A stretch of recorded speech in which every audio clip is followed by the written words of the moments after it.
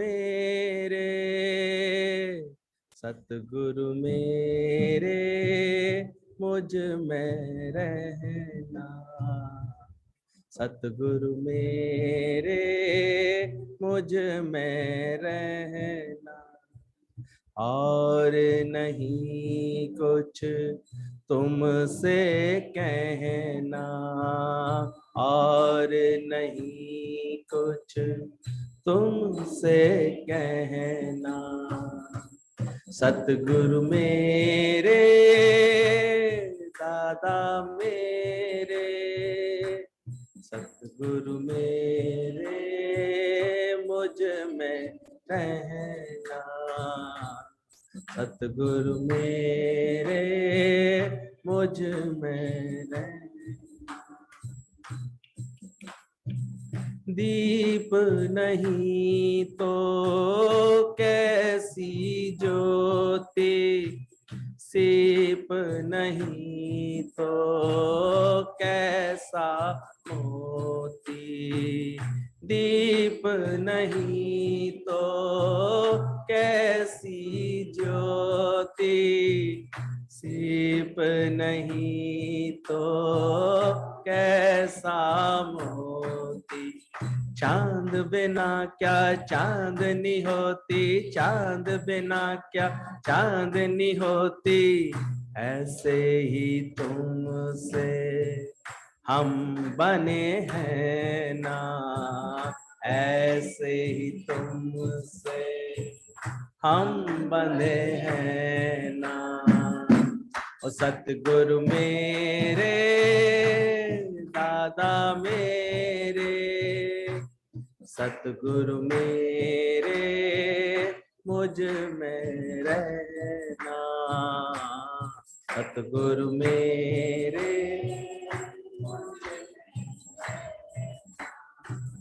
कुछ देखूं तब तुझको ही देखूं, हर घट में बस तुझको ही देखूं, कुछ देखूं तो तुझको ही देखूं, हर भट में बस तुमको ही देखूं, जब देखूं तब तुझको देखूं, जब देखूं तब तुझको देखूं, और ना देखे कुछ ये नैना, और ना देखे कुछ ये नैना, सतगुरु मेरे दादा मेरे, सतगुरु मेरे मुझ में रहना, सतगुरु मेरे मुझ में रहना, और नहीं कुछ तुमसे कहना, और नहीं कुछ तुमसे कहना, सतगुरु मेरे दादा मेरे, सतगुरु मेरे मुझ में रहना, सतगुरु मेरे सागर जैसा प्यार तुम्हारा, हम बन जाएं इसकी धारा, सागर जैसा प्यार तुम्हारा, हम बन जाएं इसकी धारा, सागर जैसा प्यार तुम्हारा, हम बन जाएं इसकी धारा, तुम सा ना कोई मीत हमारा, तुम सा ना कोई मीत हमारा, तुमसे अलग हो कर नहीं रहना, तुमसे अलग हो कर नहीं रहना। सतगुरु मेरे, सतगुरु मेरे, सतगुरु मेरे मुझ में रहना, सतगुरु मेरे मुझ में रहना।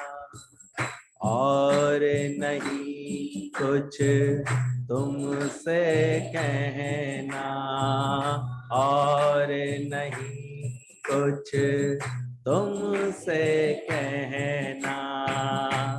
सतगुरु मेरे, दादा मेरे, सतगुरु मेरे मुझ में रहना,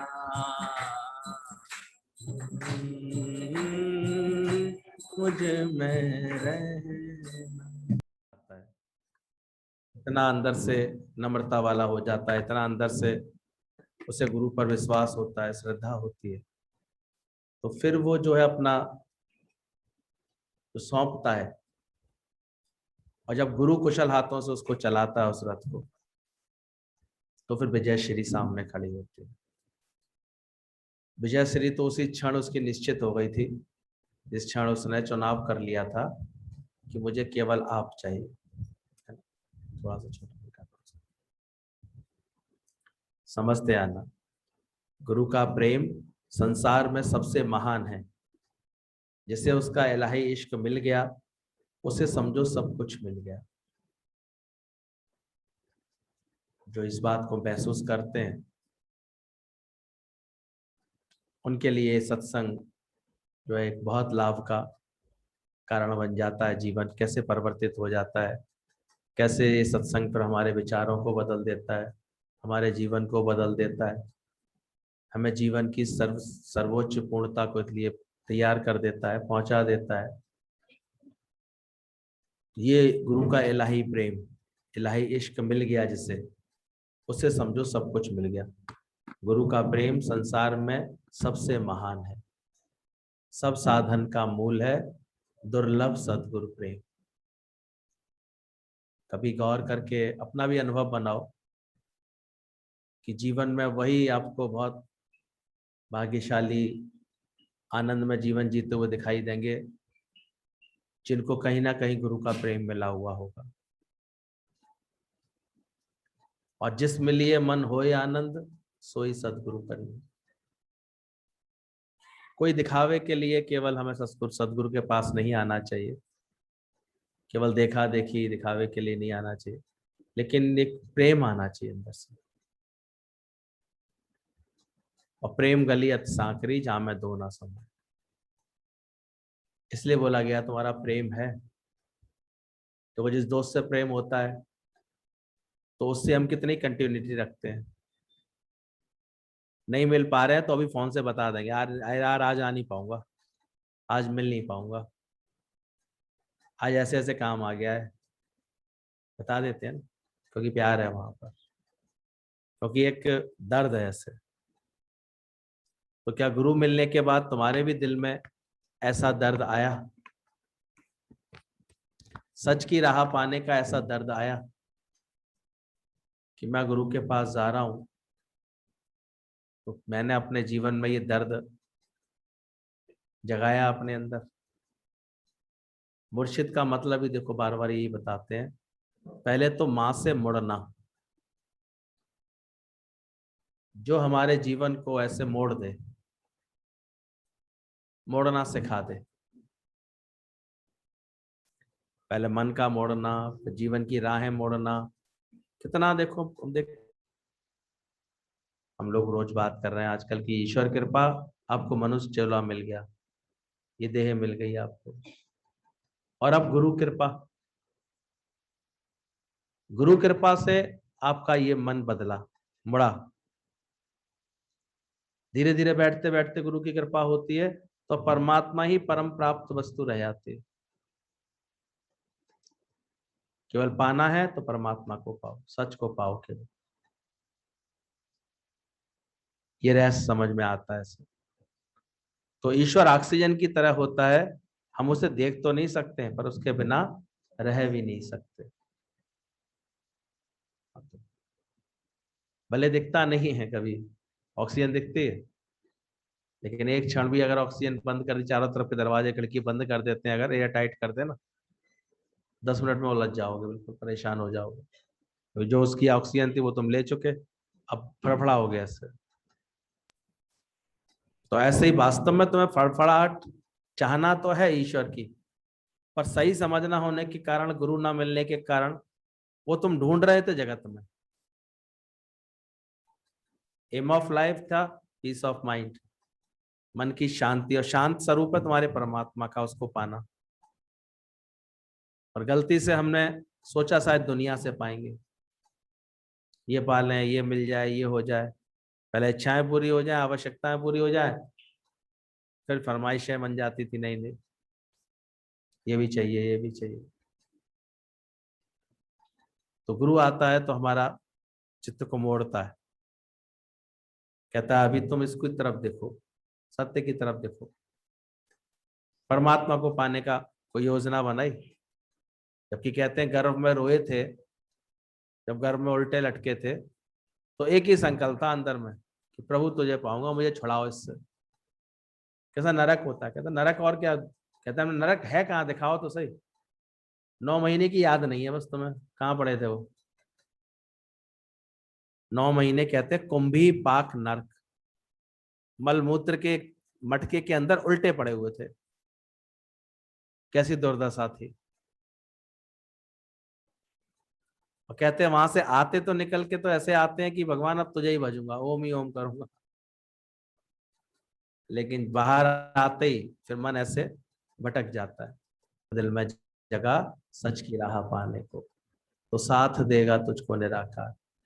इतना देखा गया कि अगर जिसने एक बार सच्चाई से अपने अंदर संकल्प कर लिया कि अब ये जीवन प्रभु तेरे लेके, अब समय निकलता है कि नहीं निकलता, बताओ निखिल, निकल सकता है ना। तो इधर के संकल्प की देर है, इधर अंदर इच्छा बननी चाहिए। ये काम गुरु की कृपा है कि वो ऐसा शौक देता है, ऐसा प्रेम देता है, ऐसा अपना ऐसी लगन देता है कि फिर धीरे धीरे हमारा लक्ष्य सही निर्धारित हो जाता है। और फिर तो ऐसा समझ लो कि लक्ष्य मिले चाहे ना मिले, ये रास्ता ही इतना सुखदाई है।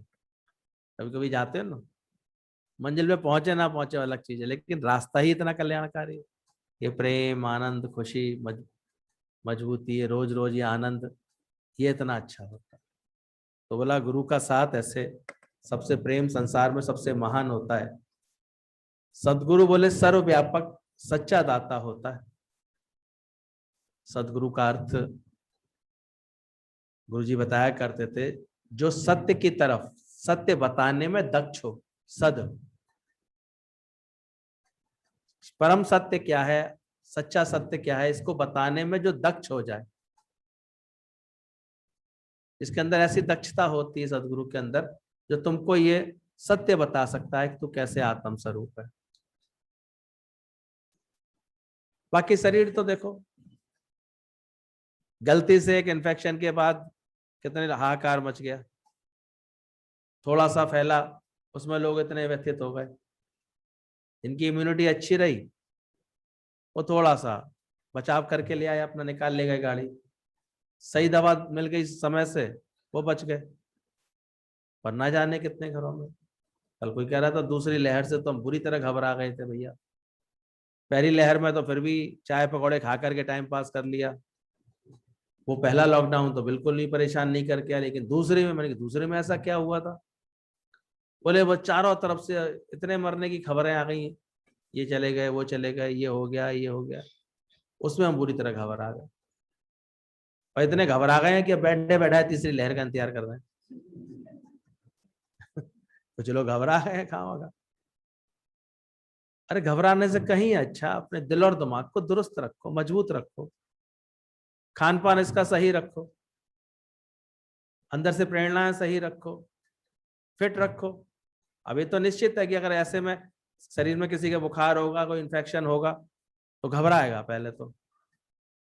आजकल तो टेस्टिंग भी देखो, कल में अखबार में बता रहे इतनी टेस्टिंग बढ़ गई क्योंकि थोड़ा सा मौसम का ये आया है, पानी वानी पड़ा है, ये सब हो रहा है, तो फिर से वायरल का सीजन आता ही आता है, वो तो आने ही वाला है। घबराओगे तो ज्यादा उलझ जाओगे। सावधानी से चलोगे, युक्ति से चलोगे, सब समय से एकदम से ठीक ले लोगे, इलाज करा लोगे तो बचे रहोगे। अपने को सावधान रख लेना। यहाँ भी हम लोग थोड़ा सावधानी के लिए प्रयास करते हैं, पर आज संडे है थोड़ा सा, वैसे तो रोज हम लोग कम लोग बैठते हैं,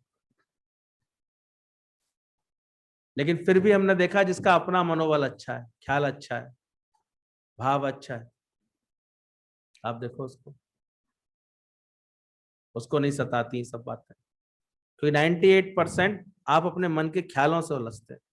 सारे समय माया का चिंतन, जगत का चिंतन, जगत की इच्छाएं, ये चाहिए, ये नहीं मिला, ये इसके लिए भाग रहे थे, गलत गलत तरीके अपना रहे थे उसको पाने के लिए, धन को पाने के लिए, तो फिर औंधे मुंह गिर रहे थे, परेशान हो रहे थे। व्यर्थ उतावले होके भागोगे तो गिरोगे भी तो तुम ही फिर। एक सहज प्रारब्ध की हवा चलाती है किसी को, वो शांति से चलता है अपनी प्रकृति में। एक विश्वास में जीता है, अरे कोई बात नहीं। आप देखो अगर मान लो कोई बात आती भी है तो रुकता भी तो है इंसान, फिर आगे आगे बने नहीं है लोगों को, फिर बने हैं बात, फिर सबके काम धंधे ठीक हो जाते हैं आगे। तो हारिए ना हिम्मत, विसारिए ना राम। सबके पास इतना है, बस धीरज की कमी है। एक ने बड़ा अच्छा मुझे बताया कि एक टीचर ने क्लास में टेस्ट लिया, छोटे बच्चे थे जब, सब ऐसे 8वीं 9वीं 7वीं 8वीं क्लास के बच्चे थे, 6वीं 7वीं क्लास के, सब बच्चों को टीचर ने उनकी टेबल पर एक एक टॉफी रख दी, 5 स्टार बढ़िया वाली चॉकलेट रख दी, पर एक बात बोल दी कि मैं 15 मिनट के लिए बाहर जा रही हूं, पर कोई भी बच्चा अपनी चॉकलेट अभी उठा करके ना खाए, बस ये चेकिंग के लिए। बच्चे हैं, मानने कोई तैयार नहीं। कितने बच्चों ने चुपचाप चुपचाप खोल करके खा ली उसने। लौट के आके उसने सबको देखा, सबका चेक किया, तो 7-8 बच्चे बच्चे थे जिन्होंने नहीं खाई थी। बाकी मन की चंचलता, रोक ही नहीं पाए बेचारे, धीरज ही नहीं रख पाए। यानी कि उनको खाने के लिए थी, बोले है तुम्हारे खाने के लिए ही, पर अभी मत खाना, रोक ही नहीं पाए बेचारे। लेकिन टीचर ने चुपचाप एक लिस्ट बना ली थी, उन बच्चों के नाम अलग लिख लिए जो धीरज में रहे थे, जिन्होंने नहीं खाई थी। कुछ साल बीते, थोड़े से 5-6 साल 8-10 साल बीते, फिर उसने दोबारा उन्हीं रोल नंबर्स के बच्चों का, कॉन्टेक्ट नंबर तो पूरा होता ही था स्कूल में, सबको चेक किया, तो फिर उसने पाया कि जिन बच्चों ने उस समय संयम रखना सीख लिया था, रखा था गुरु की आज्ञा से, टीचर की आज्ञा से, वो सब बड़े अच्छा जीवन बना के बैठे थे, सफल जीवन करके बैठे थे, कोई ना कोई अच्छे कार्य में उनका जीवन लगा हुआ था। और बाकी सब तो बिल्कुल सामान्य और सामान से भी गए भी थे, दिखाई दे रहे थे।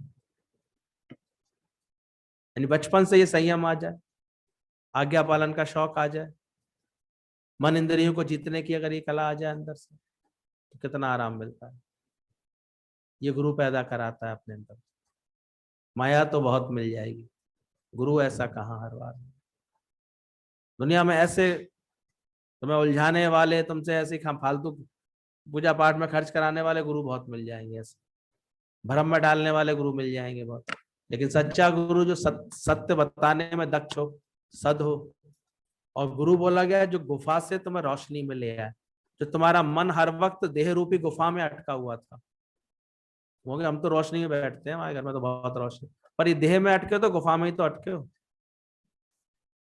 वहां से निकाल करके तुमको आत्मा की रूहानी रोशनी में लेके आ जाए, सत्य से जोड़ दे, ऐसे उसको सदगुरु कहते हैं। तो सदगुरु सर्वव्यापक सच्चा दाता है और साक्षात परमेश्वर है।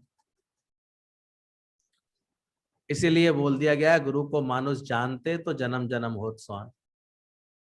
गुरु को अगर तुम केवल मनुष्य करके देखोगे तो तुम्हारा जीवन फिर कुत्ते के समान केवल भौंकने में निकल जाएगा, दूसरा देखने में निकल जाएगा।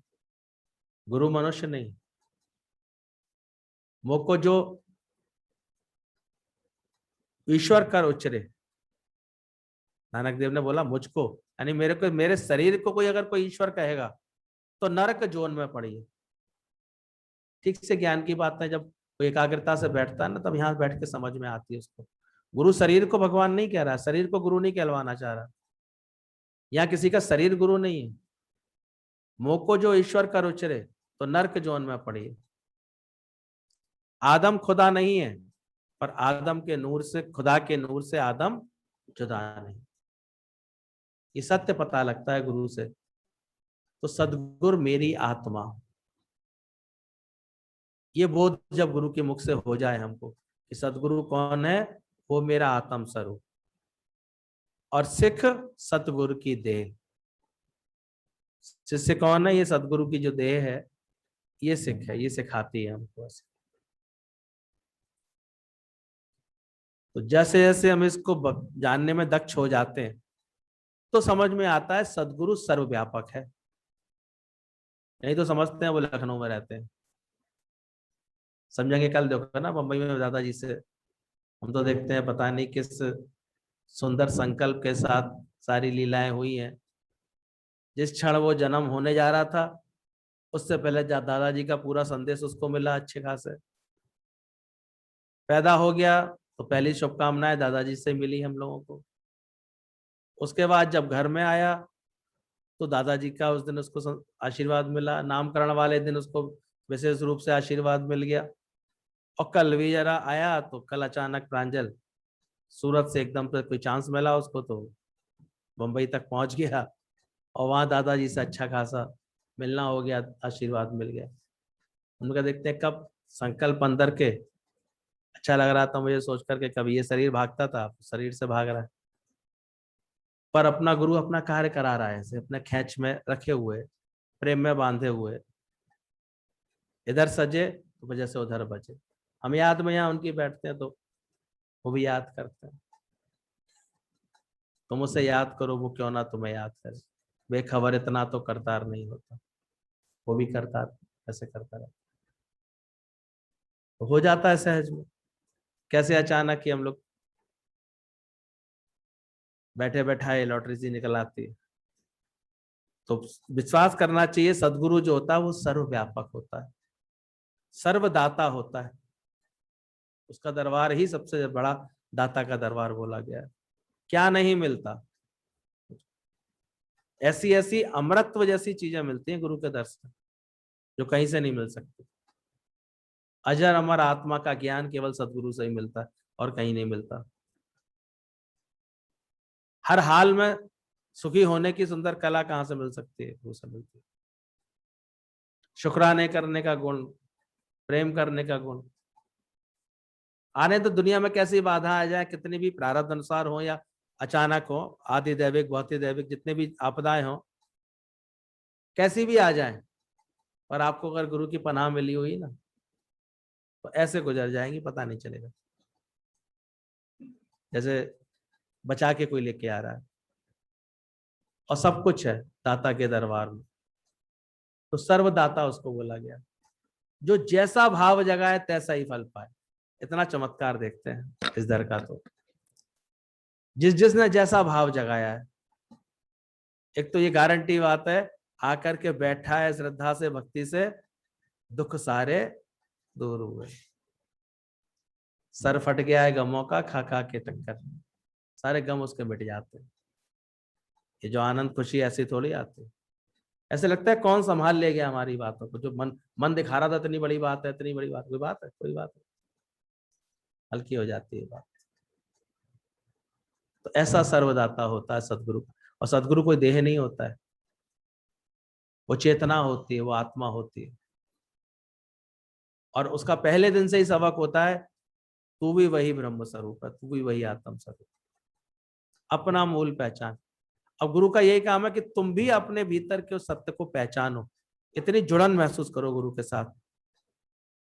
इसलिए अंदर से क्या मानना आवश्यक हो जाता है, वो सर्वव्यापक है, कोई जगह ना उससे खाली है, वो व्यापक डाले। जैसे निराकार के लिए बोलते हैं ना सर्वव्यापक, ऐसे ही सदगुरु के लिए जो समझते तो कहाँ नहीं मिलेगा। 2 शिष्य थे तो दोनों शिष्यों को गुरु ने एक दिन परीक्षा लेने के लिए कबूतर दिए, बोले जाओ जाकर के इसको मार करके आओ। जाते आते एक बात बोली, ऐसी जगह मारना जहां कोई देख ना रहा हो। एक शिष्य तो थोड़ा सा जल्दबाज था, थोड़ा सा चतुर था, थोड़ा ये था, उसने सोचा गुरुजी ने काम ही तो दिया है, अभी मार के ले आता हूँ। गया एक कोने में, एक गुफा में गया, मार के उसकी गर्दन मरोड़ के तुरंत आ गया और सोचने लगा देखो मैं कितना होशियार हूँ, तुरंत गुरुजी का काम पूरा करके आ गया। बाकी लोग देखो कैसे हैं। तो दूसरा वाला तो आया ही नहीं, पर दूसरा वाला सुबह से लेकर शाम तक घूमता रहा और शाम को आकर के गुरुजी के चरणों में जिंदा कबूतर रख दिया और हाथ जोड़ के बोलता है, गुरुदेव ये तो संभव ही नहीं है कार्य जो आपने दिया मुझे। मैंने बहुत विचार किया, दिन भर विचार किया, पर ये कार्य संभव ही नहीं। बोले क्यों, है कबूतर को मारना संभव नहीं? बोले मारना तो बड़ा आसान है इसको, लेकिन जो आपने साथ में एक लाइन बोल दी थी ना, ऐसी जगह मारना जहां कोई देख नहीं रहा हो। बोले क्यों, क्या तुम्हें कहीं एकांत नहीं मिला है? बोले गुरुजी कैसे मिल सकता है, आप रोज जो सत्संग सुनाते हो कि परमात्मा हर जगह से देख रहा है, गुरु हर जगह से हमारे ऊपर नजर रखता है, ऐसे कैसे भूल जाता है वो बातें? और फिर मेरी आंखें तो देख ही रही है, और चौथी इस कबूतर की आंखें घुटर घुटर देख रहा था सारे सब मुझे। मैं कोशिश भी की एक आध बार, तो एक एक नहीं 4-4 लोग देख रहे थे, तो मैं कैसे मारता इसको? गुरु ने उसी शिष्य को शाबाशी देकर बैठा ला अपने पास, बोले बैठो, और दूसरे वाले से बोला अच्छा भाई साहब टाइम हो गया आपके, 10 बज गए होंगे, 10:15।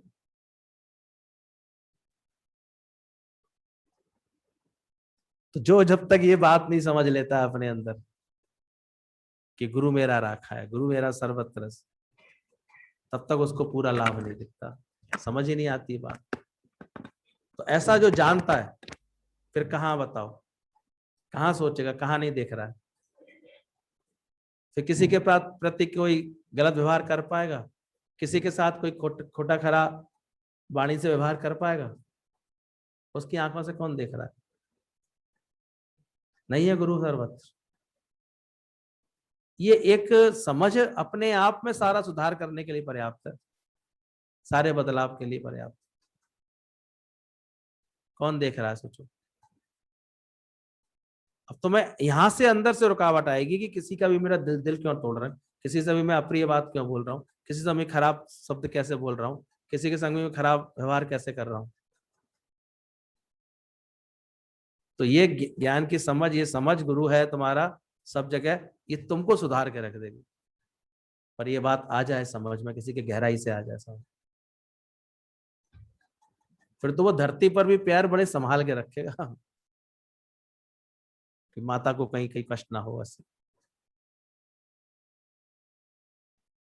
फिर तो एक पेड़ से पत्ती भी तोड़ेगा ना तो नमस्कार का भाव होगा उसके अंदर, आज्ञा लेके काम करेगा।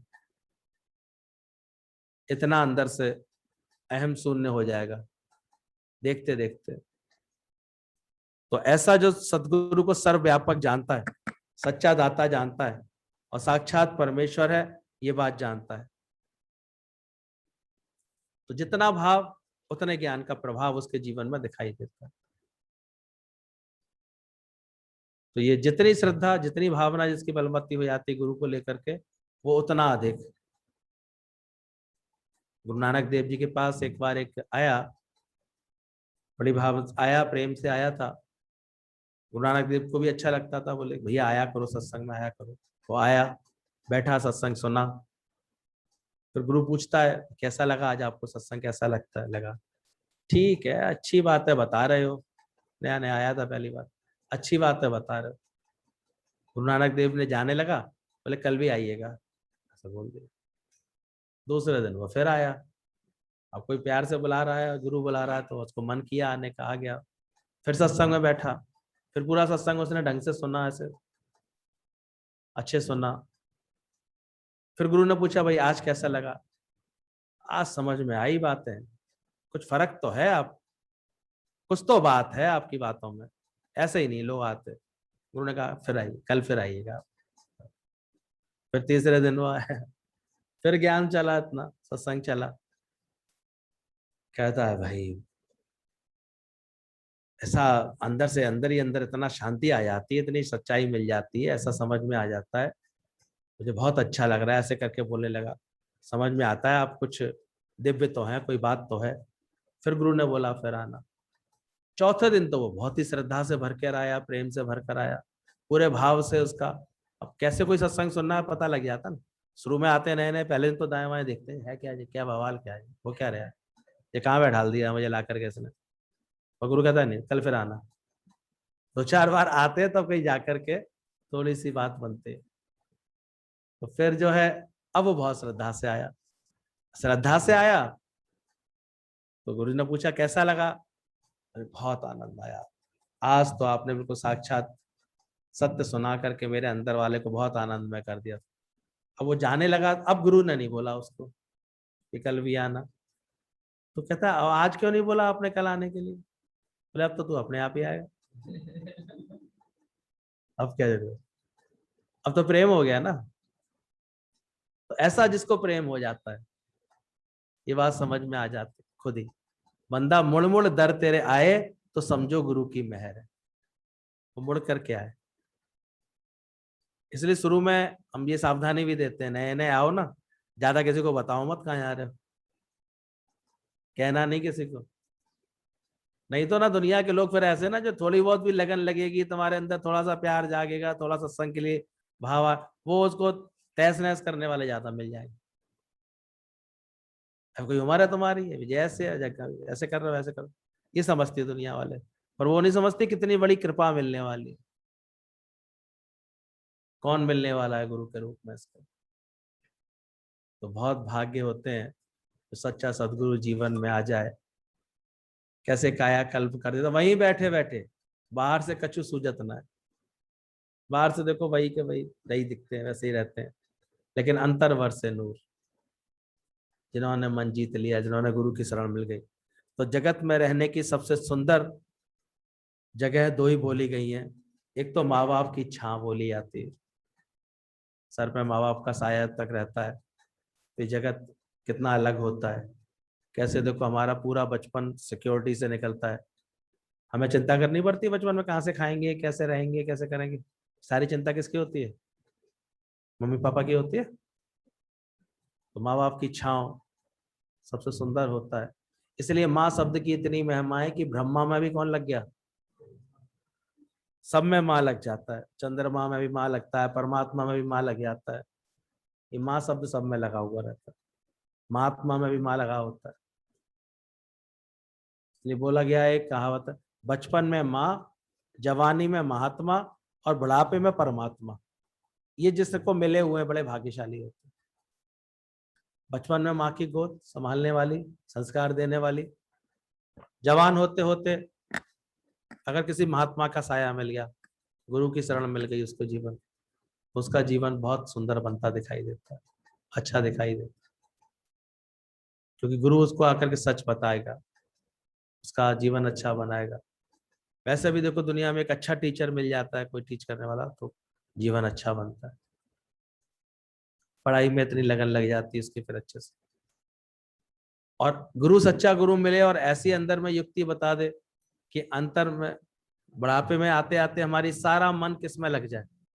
कल मैं कह रहा था दुनिया में क्या है, हमने जड़ें अपनी फैला ली हैं जगत में, तो सारे समय चिंतन किसका हो गया है, जगत का।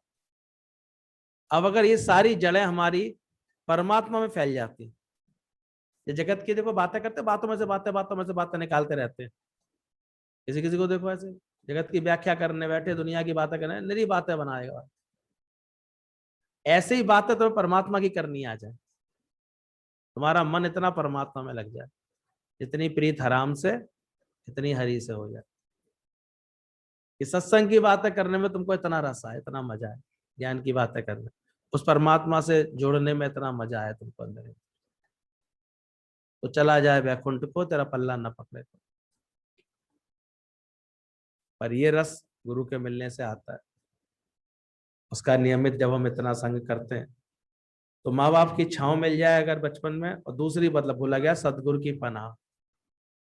समय मिलते ही गुरु का साथ जिसको जीवन में मिल जाता है वो बड़े भाग्यशाली होते हैं। कैसे उनका जीवन संवरता जाता है, सुधरता जाता है सब कैसे। तो बोले वह जिंदगी अच्छी होती है जिसके पीछे प्रेम की प्रेरणा हो और गुरु का मार्गदर्शन हो। कौन सी जिंदगी अच्छी बताइए, किसकी प्रेरणा हो? प्रेम की प्रेरणा हो।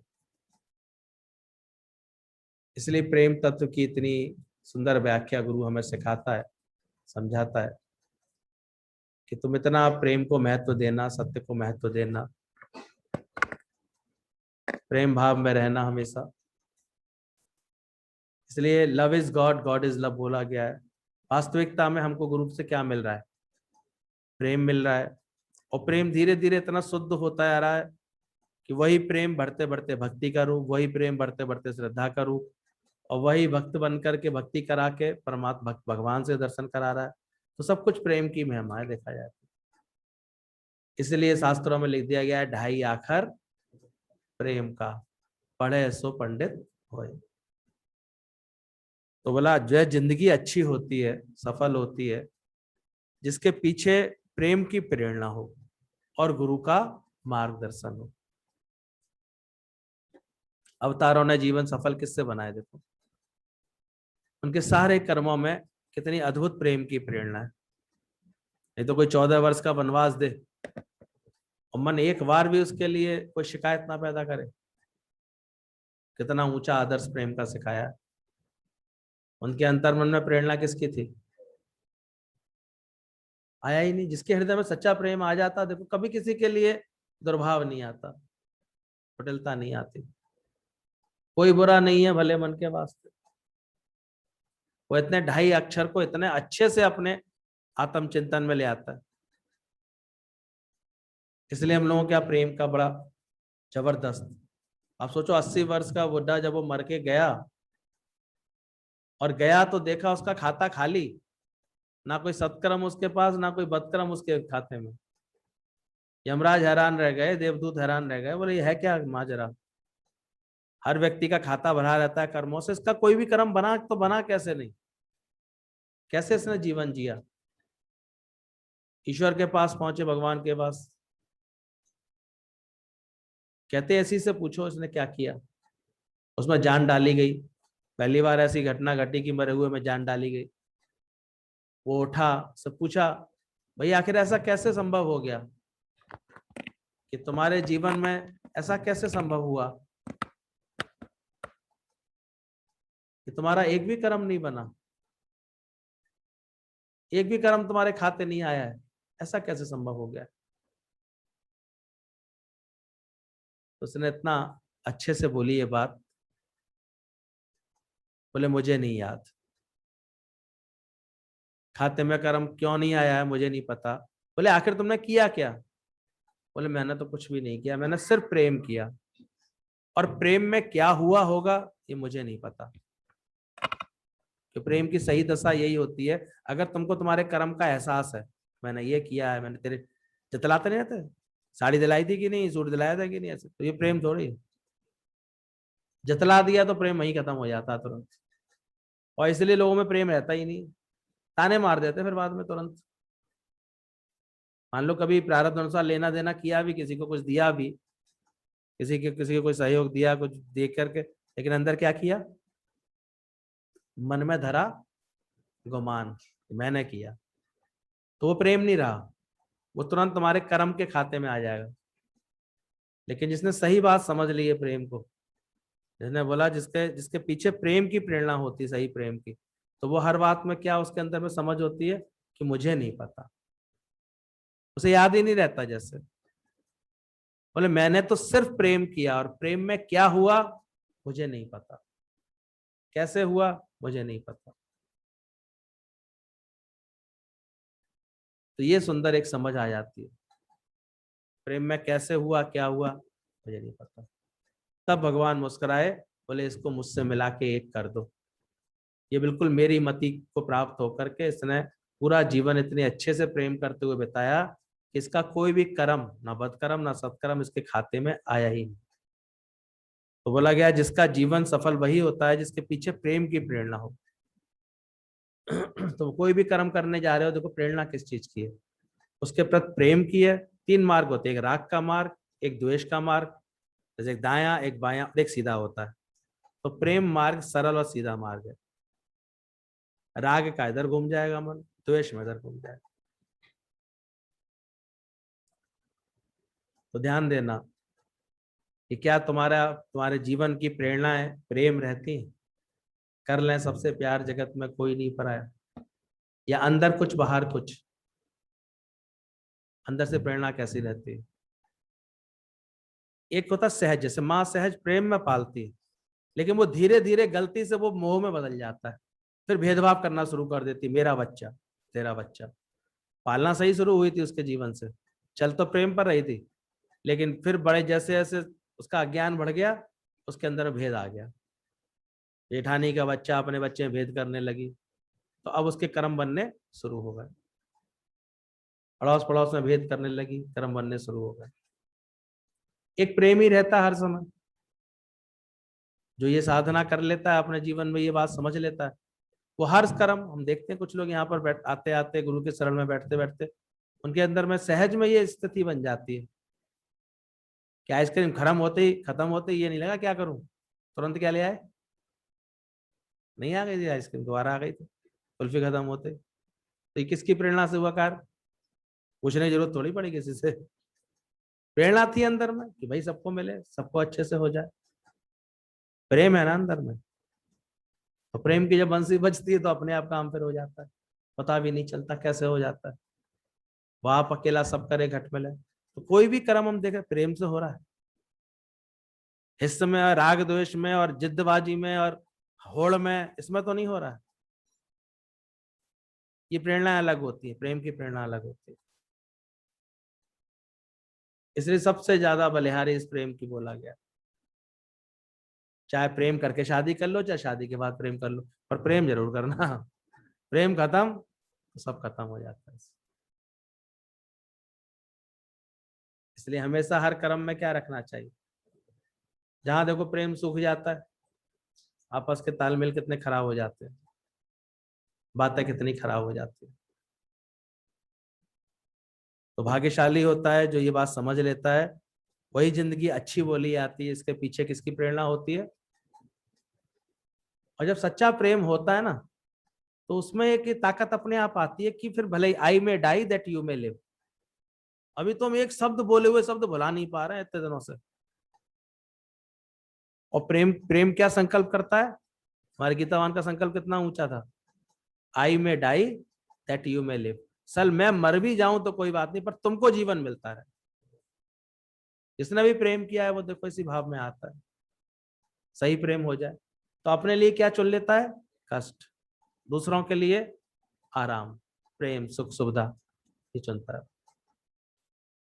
विवेकानंद को जब संकल्प आया कि मैं अपने गुरु की आज्ञा से ये ज्ञान का प्रचार करने के लिए निकलूं, तो माँ शारदा के पास आया वो। गुरुदेव तो नहीं रहे थे शरीर में, तो माँ के पास आकर के उसने आज्ञा लेनी चाहिए माँ शारदा जी के पास। कहते हैं जब वो आया माँ शारदा के पास, तो वो सीधी सादी दिखने वाली बिल्कुल माता भी, वो भी बड़े गजब की थी। उन्होंने, उसने बोला माता जी ऐसे ऐसे मुझे संकल्प है, और अचानक ही कहीं से पुकार भी आ रही है, वहां मेरे जाने के लिए आप मुझे आज्ञा दे दें। इस कार्य को मैं गुरु मुझे प्रेरणा देते थे ये कार्य करना तुम जाकर के, तो आपकी आज्ञा हो तो मैं जाऊं। तो उन्होंने और कुछ नहीं कहा, बोले जाओ जरा वो चाकू रखा है ना, चाकू उठा के मुझे दे दो। विवेकानंद गया, उसने भली बेकार चाकू उठाया और नुकीला हिस्सा अपने हाथों की तरफ किया और मूठ से उनको पकड़ाया प्यार से। उसने देखा कि चाकू लिया उन्होंने शारदा माँ ने और लेकर के पास में रख लिया। ठीक है बोले अब तुम जा सकते हो। बोले माँ ये तो ठीक है आपने मुझे आज्ञा दे दी, लेकिन मेरा एक ख्याल आ गया। बोले क्या? बोले आप ना फल काट रहे हैं ना कोई तरकारी काट रहे हैं, फिर आपने चाकू किस लिए उठाया था? कोई काम आपको आगे करना है? आप कोई आज्ञा दें तो मैं लेकर आऊं कोई फल वल। बोले नहीं मैं कुछ देखना चाहती थी। बोले क्या देखना चाहती थी? बोले मैं देखना चाहती थी तुम्हारा भाव कैसा रहेगा। बोले क्या मतलब? बोले तुम्हारे चाकू उठाने के तरीके से मैंने समझ लिया, जैसे तुमने नुकीला हिस्सा अपनी तरफ रखा तो तुम कष्ट असुविधा अपने लिए रखोगे, और तुमने कौन सा हिस्सा मेरी तरफ किया, ऐसे मूठ वाला हिस्सा। तो बोले तुम प्रेम सदैव दूसरों के लिए रखोगे, बस मैं यही चेक करना चाहती थी।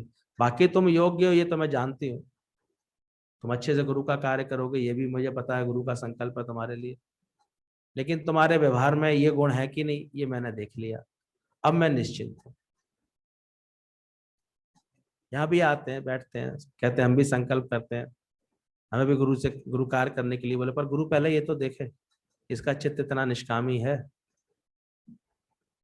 ये तो थोड़ी सी इसको असुविधा होगी तो छोड़ छाड़ के बैठ जाएगा, फिर दोबारा सुध ही नहीं लेगा जाने की। असुविधा हुई ना, एक बार बस नहीं मिली या बस देर हो गई, नहीं आ पाया, टाइम से नहीं कर पाया, तो कैसे जा पाएगा बेचारा। भूखा प्यासा रहना पड़ गया कभी घंटे 2 घंटे, कैसे कर पाएगा।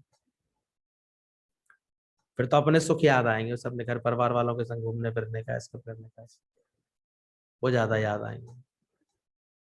तो इसलिए ये कोई कार्य बिरला करता है गुरु का कार्य,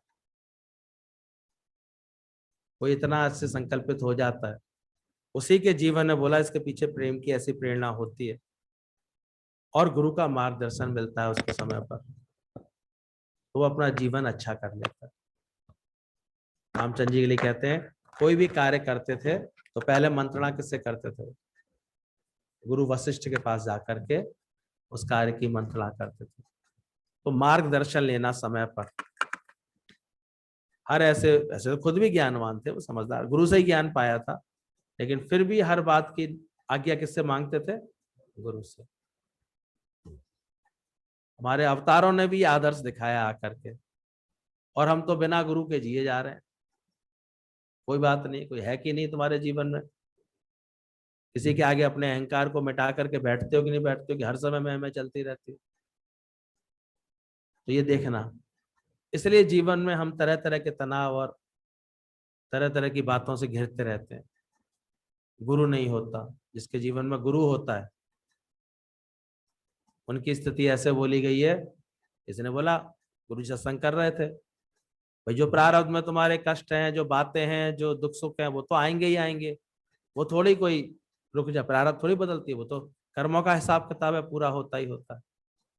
तो एक चतुर बैठा हुआ था, बोले फिर गुरु जी सत्संग वत्संग की क्या, फिर ये गुरु गुरु की क्या आवश्यकता है, जब आप कह रहे हो प्रारब्ध तो फिक्स है ही है, कर्मों का फल मिलना ही मिलना है, तो फिर ये भगवान भगवान की याद करने से कोई फायदा तो होगा नहीं। हम भगवान को याद करें और गुरु गुरु की बात को माने, और आप कह रहे हो फल तो मिलेगा ही कर्मों का। तब गुरु ने बड़ा अच्छा उसको समझाया, बोले जाओ ऊपर जाओ, ऊपर से जो है देखो क्या एक ईंट रखी है, वहां ईंट रखी हुई थी, बोले ये ईंट लेकर के मेरे सर पे मार दे। अरे गुरु जी कैसी बात कर रहे हो, बोले क्यों क्या दिक्कत है, अरे गुरु जी ईंट मारूंगा तो बहुत दिक्कत हो जाएगी, आपका सर फट जाएगा, खामा का मुझे भी जेल वेल हो जाएगी। बोले कितनी भारी है ईंट, बोले 2.5 किलो की ईंट तो है ही ईंट कम से।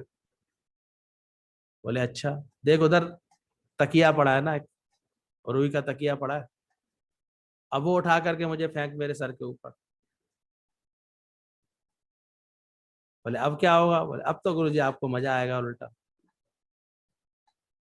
बोले समझ में आया, बोले तकिया कितना भारी है, बोले ये भी होगा 2.5-3 किलो का।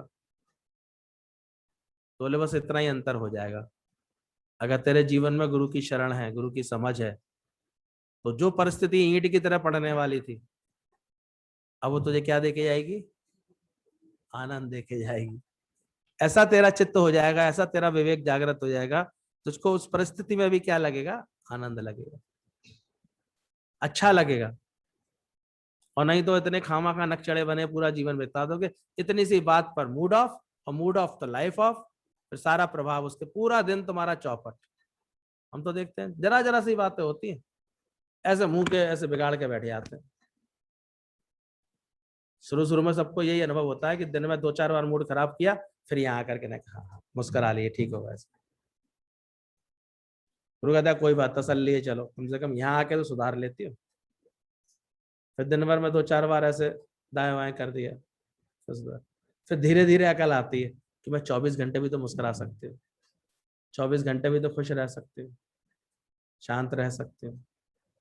क्या मैं इस बात को प्रेम से ले लेती तो क्या खराब हो जाता कुछ? क्या मैं इसमें ऐसे कानों से सुनती श्रद्धा से तो किसी के वचन मेरे लिए शिक्षा के शास्त्र बन जाते तो क्या बुरा था कुछ? फिर हमें प्रेम देना लेना आ जाता है ऐसे अच्छे से, ये समझ आ जाती है कि लेना देना आनंद का हो, बाकी सारा छोड़ दो। तो ये गुरु की कृपा होती है कि जब जिंदगी में हमारे पीछे प्रेम की प्रेरणा हो जाती है तो गुरु का मार्गदर्शन हो जाता है। तो बोले संसार एक कड़वा वृक्ष है, इसमें 2 फली अमृत जैसे मीठे होते हैं। वह संसार बड़े कठिनाइयों से भरा हुआ है, कड़वाहट से भरा हुआ है, पर 2 बड़े मीठे फल हैं इसके अंदर। एक है मधुर वाणी, कभी देखना। इसलिए गुरु सबसे पहले हमारी वाणी संवारता है।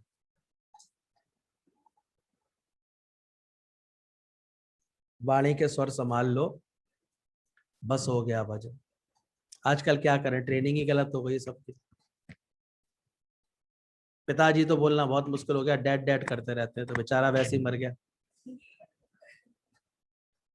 मतलब वो तैयार हो तो वो तैयार, डैड हाय डैड, मतलब किसको जल्दी, सारे माल मेरे लिए छोड़ो बस। स्थिति बिगड़ गई है। माता जी कह के बोलना तो खत्म हो गया, मॉम मॉम करते रहते हैं। मॉम मतलब मॉम की तरह मुलायम बनी रहोगी तो ठीक है ना, नेक भी कहीं अगर गड़बड़ हो गई तो बस स्थिति खराब हो गई, खराब हो गई। पहले रसोई होती थी तो रस होता था उसमें, एक भाव से कोई ऐसे होता था, इतनी फ्री रहते थे लेडीजें, खास घर परिवार की सेवा बड़े भाव से होती थी, इंतजार होता था पति आएगा खाएगा। और आजकल तो किचन है तो चिक चिक ज्यादा है। अब देखा करो, ऊपर से फिर एक तुर्रा मिजाजी है, नहीं अकेले क्या मैं ही खाती हूँ, अकेले क्या बच्चे मेरे ही हैं, ऐसे ऐसे भाव आ गए आजकल। स्थिति कितने बन गई है। और सबसे बड़ा नौकर तो फिर बेबी बन गया, बेबी बोलते हैं आजकल उसको, हवी को। एक तो हवी और बेबी ऐसे ऐसे शब्द बोलते हैं ऐसे। तो क्या हो गया बेचारे की हालत ऐसी खराब सी हो गई। एक तो कह रहा था मुझसे अच्छा तो कुत्ता है। भले स्थितियां ऐसी बिगाड़ दी है लोगों ने, क्योंकि शब्द शब्द बिगड़ गए हैं, भाव बिगड़ गए हैं, उनमें इतना गड़बड़ी आ गई है। इसलिए आजकल तो मजाल देखो, पहले बड़े आराम से सास चाहती थी तो अपने परिवार के हिसाब से, अपने घर के हिसाब से बहू को तराश लेती थी, ढाल लेती थी, क्योंकि वो इस भाव से आती थी कि मुझे नए घर में जा रही हूँ, मुझे सीखना है, सिखा लेती थी। आजकल तो घबरा गई है बेचारी, एक आध बार कभी बोल जाती हैं गलती से, उसके बाद जो माहौल बनता है, बाप रे बाप, वो समझ जाती है भैया। संबंधी जब तक ऐसे खराब हो जाते हैं अच्छे अच्छे। ये तो गुरु के पास जिसको ट्रेनिंग सही मिलती है, धीरे धीरे अकल आती है कि मीठा मीठा सबसे बोलना और प्रेम रस अपने में घोलना, ये प्रेम रस अपने में घोल लेना। तो ये बहुत मीठे फल के रूप में होता है, अमृत मीठी वाली। इसलिए कैसे बोलो हमेशा, वचन संभाल के बोलो, वचन के हाथ ना पाओ। एक वचन औषधि करेगा, एक करेगा घाव। तो जिसने भी सबसे पहले अपनी भाषा को कैच किया, और भाषा भी अकेले नहीं, उसके पीछे एक मन होता है। मन की स्थिति जैसी होती है ना, वाणी फिर वैसी निकलने लगती है। जब मन मीठा होवे तो मुख मीठा हो। इसलिए मन का मीठा होना पहले बहुत जरूरी है सबके लिए, भाव अच्छा होना बहुत जरूरी है। और जब हो जाता है तो देखो आप, आपके मुख से भी फिर मीठे। और नहीं तो किसी किसी को देखो केवल एक शब्दों से ही तो रिझा लेता है, अदाओं से, प्रेम से। आप देखा करो कितने जॉब इसी पे चलते हैं। एयर हॉस्टेस का जॉब देखो, रिसेप्शनिस्ट के जॉब देखो, किससे चलते हैं? जी सर, यस सर, नम्रता से बोल देना, प्रेम से बोल देना, चलते। और घर में भी स्वर्ग किससे बनता है? और नरक के लिए क्या जरूरी है, क्या क्या कितना जरूरी है केवल केवल एक स्वर बिगाड़ लो, वही नरक तैयार है तुरंत 2 मिनट में। तो स्वर्ग भी यही है और नरक भी यही है, सब यही है तुम्हारी जबान से। इसलिए सत्संग में बैठाल बैठाल करके पहले तो गुरु जितनी मेहनत हमारी वाणी के लिए करता है, और फिर भी कोई समझ जाए तो बड़ी बात। वाणी के स्वर संभाल लो, बस हो गया भजन। एक एक जैसे जैसे भी नथिंग होता जाता है, स्वर अच्छे हो जाएंगे धीरे धीरे। तो वाणी को वीणा बना लें अपनी, अच्छे स्वर निकले, वाण नहीं बनाए। कितने लोग तो वाणी को उसमें मात्रा और हटा देते हैं, तो क्या बन जाते हैं वो वाण। ऐसे जैसे बोल नहीं निकल रहा है, ऐसा लगता है कोई तीर से चबो रहा है, कट कट कट कट। भगवान ने धनुष जैसे ही बना दिया है उठ। तो उससे निकलने वाले शब्द क्या होते हैं?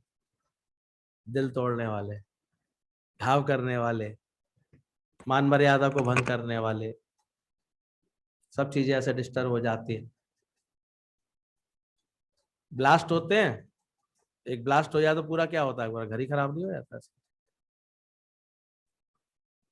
तो सब कुछ तहस नहस हो जाता है। क्रोध की जहां अग्नि भड़की घर में एक बार, सब तहस नहस हो जाता है। तो कितने दिनों में रिपेयर हो पाए वो चीज तो बड़ी बात है नहीं। इसलिए गुरुता वाणी के स्वर। इसलिए जब अकबर ने पूछा कि मीठी से मीठी चीज क्या है, तो बीरबल ने बोला जवान। और बोला कड़वी से कड़वी चीज क्या है, तो भी बीरबल ने एक ही बात बोली, जवान। अब अकबर को बड़ी हैरानी हुई, एक ही चीज के लिए बोल रहे हो मीठी से मीठी? बोले हाँ यही बात है। बोले आप कहे तो आपको सिद्ध करके दिखा दूं। अकबर हर बात को सिद्ध करके ही समझता था रईस। बोले हाँ ठीक है। तो एक दिन बीरबल ने आकर के बोला, बोले रानी साहबा को आप हमारे घर पर भेजिए, हम दावत के लिए उन्हें निमंत्रण देना चाहते हैं। बड़े आग्रह से बोला, बड़ा सुंदर तरीके से बोला। रानी साहबा गई उनके यहाँ पर, बेगम साहबा। अब गई तो उसने बड़ा अच्छे से वेलकम किया, खूब सब काम बहुत अच्छे, सारा खान पान बहुत अच्छा, सारा व्यवहार बहुत अच्छा, सुंदर सुंदर व्यंजन बनाए थे सारे समय बड़े मीठे तरीके से। आइए बैठिए रानी साहब, आइए लीजिए रानी साहब, आइए आपकी खिदमत में ये पेश, ऐसे कर करके बहुत खुश हो गई रानी साहब। कह रही थी आज तो जी दिल खोल के काम किया बीरबल ने, बहुत अच्छा, अच्छे से व्यवहार किया। जब वो खाना खा के उठ गई तो केवल एक नौकर से ये बोला, अच्छी तरह ये जगह साफ कर देना, एक जाहिल औरत ने खाना खाया है। और बोला ऐसे था कि रानी साहब के कान में पहुंच जाए सब। अब तो जो आग लगी एकदम से, एकदम पैर पटकते हुए वहां से लौट के आई, और अकबर को इतने कान भरे, इतना बदतमीज है, ऐसे कहा, ऐसे बोला, ऐसे किया। बीरबल को तुरंत बुलाया गया, वो तो तैयार बैठे ही थे। पहुंच गए, बोले हजूर बस बस मेरी एक बात सुन लीजिए। अकबर भी भड़क रहे थे, हमारी इतनी हिम्मत कैसे? बोले आप पूछो, मैंने जब से इनको बुलाया लास्ट तक मैंने और व्यवहार क्या किया? बोले पूछो, मैंने ऐसे ऐसे किया सब कुछ। वो सब तो ठीक था लेकिन, वो सब तो ठीक था लेकिन, ये कैसे बोला ऐसे? बोला महाराज आपको यही बताने के लिए बोला कि कड़वी से कड़वी भी क्या है,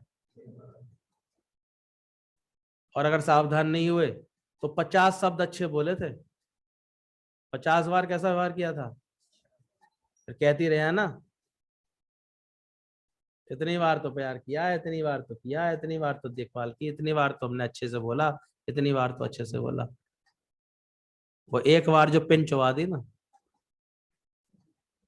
बस ध्यान रखना है। इसलिए हमारा सारा किया धरा बेकार हो जाता है, इतनी कड़वी हो जाती है।